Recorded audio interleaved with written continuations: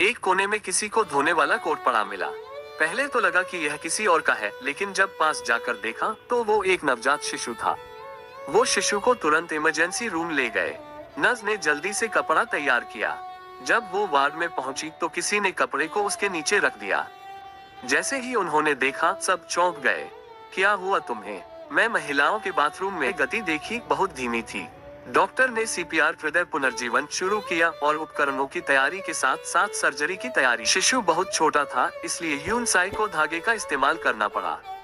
शुक्र है कि उसके पास पहले सर्जरी का अनुभव था और इसी वजह से वह सफलतापूर्वक प्रक्रिया पूरी कर पाए।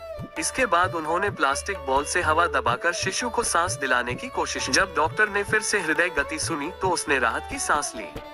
तभी शिशु ने अचानक वेंसाई का हाथ पकड़ लिया। ऐसा लग रहा था जैसे वो उसके प्रति आभार व्यक्त कर रहा हो। ये दृश्य देखकर सभी को लगा कि उनकी मेहनत सफल हुई। उसी समय एक मरीज आकर बोला, ये मेरी बेटी के कपड़े यहाँ कैसे हैं? डॉक्टर एकदम चुप हो गए।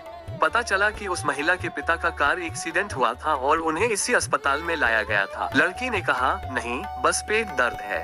नर्स ने उसे आराम करने के लिए पर्दा लगाया और एक तकिया दे दिया। थोड़ी देर बाद जब डॉक्टर उसे देखने आया तो लड़की वहाँ से गायब थी। दरअसल वो बाथरूम में छिपी हुई थी, दरवाजा पकड़कर बैठी थी। वो प्रसव की स्थिति में थी। वो चुपके से बाथरूम में वापस गई, लेकिन बच्चा वहाँ नहीं था। उसे तुरंत समझ आ गया कि बच्चा कोई ले गया है।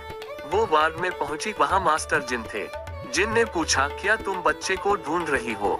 लड़की ने कुछ नहीं कहा, लेकिन उसका शरीर देखकर जिन को यकीन हो गया कि वो ही माँ है। कोई बात नहीं, बच्चा सुरक्षित है। ये सुनकर लड़की अपनी भावनाओं पर काबू नहीं रख पाए और कुर्सी पर बैठकर रोने लगी। तभी उसका पिता वहाँ आया और पूछा, क्या चल रहा है? लड़की को लगा कि पिता उसे डांटेंगे, लेकिन पिता ने डांटा नहीं, बल्कि कहा, तुम्हें पहले ही बता देना चाहिए था। पिता की बात सुनकर लड़की और भी ज्यादा रो पड़ी। उसके सारे डर और दुख आंसुओं में बह गए। फिर डॉक्टर ने उसे बच्चे से मिलवाया। जब लड़की ने अपने बच्चे का पैर छुआ, उसके चेहरे पर एक माँ की मुस्कान आ गई। लेकिन लड़की को नहीं पता था कि उसके पिता को लंग कैंसर है। पारिवारिक आर्थिक तंगी के कारण इलाज नहीं हो पा रहा था। मास्टर जिन ने उसे एक कार्ड दिया। वो कार्ड एक कैंसर विशेषज्ञ का था जो उसका क्लासमेट भी था। उस अस्पताल में गरीबों के लिए एक विशेष सहायता योजना थी। पिता को अब जीने की एक नई उम्मीद मिल गई थी, क्योंकि उसके पास अब 2 जिंदगी